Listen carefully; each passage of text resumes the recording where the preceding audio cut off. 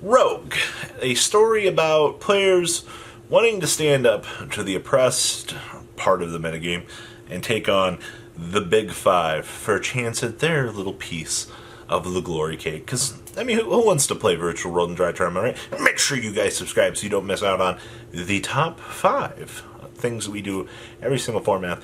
So today we're going to be talking about top 5 rogue decks. So let's dig on into this cool little analyzation. I'm so quiet. Alright, shall we?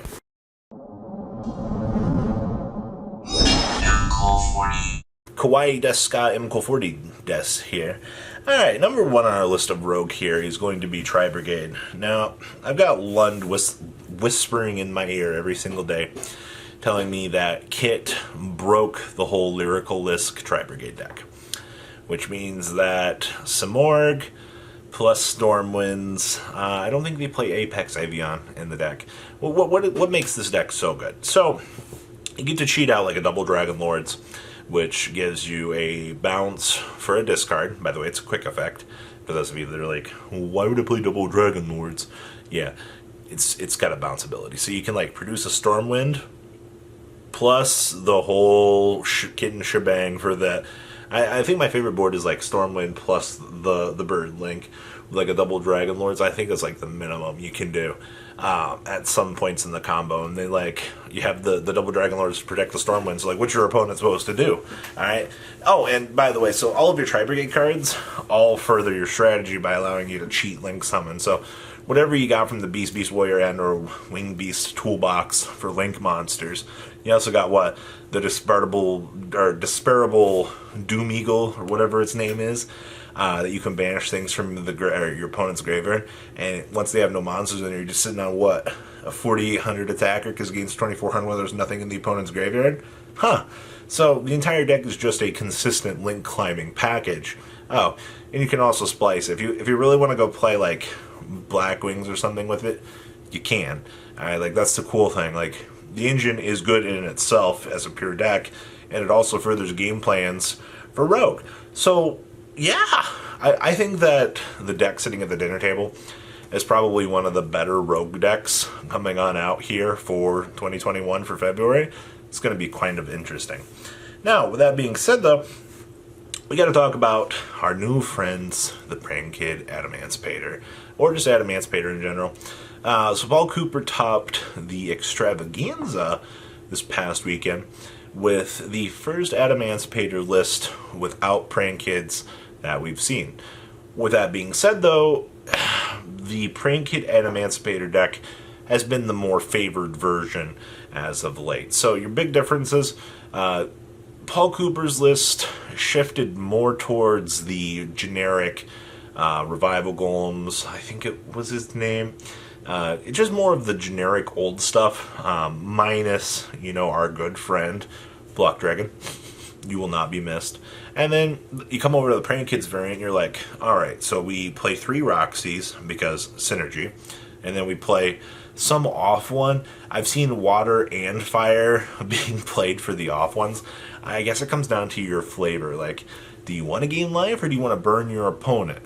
I guess. I feel like burning the opponent kind of feels a little bit better at times, but you're basically filling that void that Block Dragon left you with the Prank Kids engine, which gives you essentially an extra Link climb up, because once Mr. Roxys leaves the field, he's going to self-replace, which is also deck thinning, by the way. Do not underestimate good deck thinning in the year 2021, because that's going to put you in a much better position. So, the less bad cards are in your deck, those excavations are going to get a lot more value. So, yes, I do think that Prank Kids, or Antipater in general, being a little bit better. I almost put this on the budget deck list, but I was like, oh, yeah, your extra deck's going to be the thing that's going to ping you the most for that. So, unfortunately, I didn't make that. So, yes, Antipater, with or without Prank Kids, depending, probably with. Next up, we have PK. Now, in this same category, I also want to mention Infernoble and Burning Abyss. So, Phantom Knights are doing what Phantom Knights do best. Rusty Tin Can, plus some sort of Fog Blade / Shade Brigade and or sometimes they'll just play the Shade to extend out. Alright, that's it's pretty easy, right? Now you get spicier. You can take the Phantom Knight package and we can drop it into Infernoble Knights. Alright, so what do we do there? Torn Scales is a frickin' warrior. My favorite. So I get access to a Sold in my deck. Oh, well, then I can do Infernoble combo without Smoke Grenade. Oh, well, that's cool.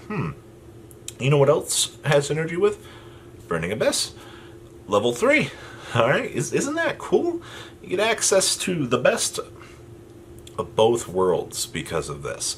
So, Torn Scales really, really revolutionized 3 decks. Whether or not it be like a more pure stylistic version that wants to take advantage of Rusty, splash ability inside of Infernoble to basically recreate the backbone for the deck, or just being a level 3 engine that your Burning Abyss deck can combo up with. I do think, with that being said though, that there's still a lot of innovation for this. A lot of players that play this deck, I see their list come out and then they kind of go back into hiding. I'm not quite sure how that's going to go for future releases, but we'll have to wait and see. I definitely think that Phantom Knights in general are this super unexplored territory that it's going to take a little bit longer for players to kind of figure out. Next up is Maids.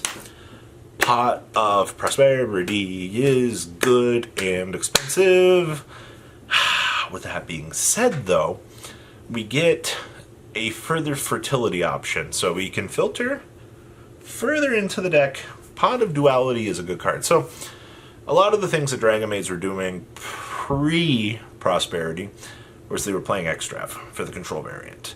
Now, you have 2 ways to go about Maids. You're either playing a control version or you're doing link climbing. Now, with the link climbing version, I guess it's not even like that much different. It's like you're playing like the Red Eyes / Dragon thing to climb on up to get the Red Eyes Darkness medal, or you're playing like extra copies of Dynamiscus and a control variant. It's like maybe 9 cards different between the 2 of them, but now with the control variant gets a boost here because with Prosperity we can pick what we're banishing.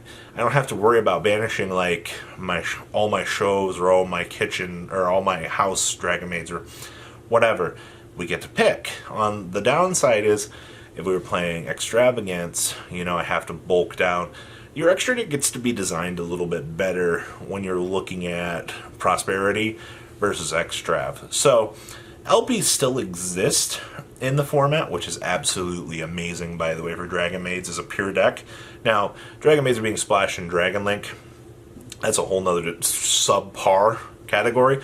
But when it comes down to like the pure Maid toolbox that's happening right now, the deck is absolutely nutty at what it can do. Nurse bringing back friends, reviving, bouncing back to the hand. I love +3s for no reason. It's so freaking cool. Number 5 on our list here, and the last one for this video, is our friend, the Dinosaurs. I gotta put Dinosaurs at Rogue because you remember when Dinosaurs were all the way up here at Tier 1? And then they fell down to Rogue, and then they almost fell out of Rogue. Conductor and Friends is having a massive struggle this format. I don't know what is... I think it was just the shift in the top decks, because Conductor can't do anything about True King of All Calamities, because they're just going to chain jam it to heck. Misk can't really do anything against the unbridled amount of power that Herald of Ultimateness has. Herald just literally flips you off and goes, what are you going to do about it? Alright, like, nice combo, kid. Time to walk away. When Dinosaurs cannot handle the top 2 decks in the format, I think it is absolutely hilarious. Alright, so I did have to move Dino down into the Rogue category. Like, at super bottom Rogue status, by the way, because this deck is not able to do anything right now.